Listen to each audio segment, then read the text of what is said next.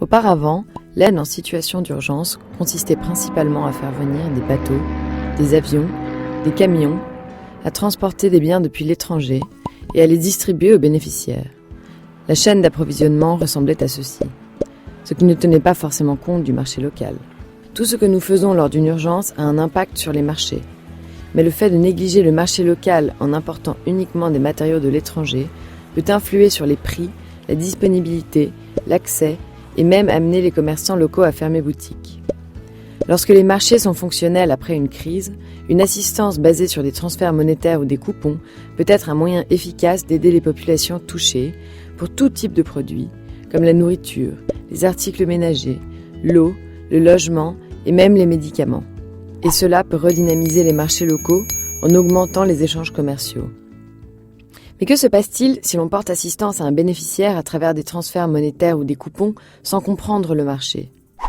Que se passe-t-il s'ils se rendent chez leur détaillant local et réalisent que ces rayons sont vides ? Mais revenons un peu en arrière. Imaginons que le bénéficiaire et le détaillant soient situés dans un quartier défavorisé à la périphérie de la ville. Le commerçant fait appel à plusieurs sources pour son approvisionnement. Les biens du ménage proviennent d'un distributeur qui amène une camionnette au marché une fois par semaine. Ce distributeur reçoit ses biens d'un grand magasin dans la capitale par la route une fois par mois. Une partie des vivres provient de grandes surfaces, qui la reçoivent de commerces de gros, qui la reçoivent de meuniers et de producteurs. Et une partie de la nourriture provient de fermiers qui la cultivent sur des lopins de terre avoisinants. Comme vous le voyez, pour chaque type de marchandise, un système de marché complexe doit être exploré et nous devons assembler toutes les pièces du puzzle, l'intégralité de la chaîne d'approvisionnement, afin de savoir comment procéder dans une situation d'urgence. Et ces chaînes peuvent être vulnérables et être affectées tardivement.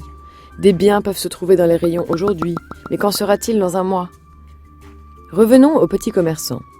Rappelons-nous qu'il reçoit ses articles ménagers une fois par semaine du camion de distribution.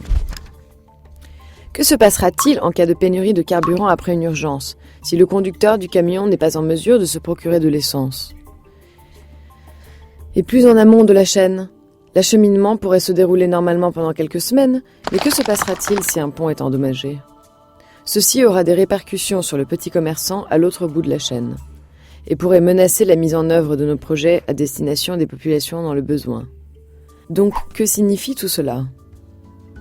Lorsqu'on utilise des transferts monétaires, il y a également une chaîne d'approvisionnement à appréhender, et nous devons travailler avec d'autres acteurs pour assurer le suivi de cette chaîne, pour s'assurer que les bénéficiaires puissent accéder à ce dont ils ont besoin.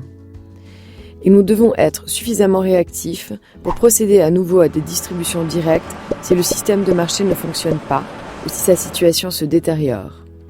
Et lorsqu'il fonctionne à nouveau, nous appuyer dessus pour mettre en place notre intervention. Nous voulons tous faire les bons choix dans une urgence et avoir un impact maximal.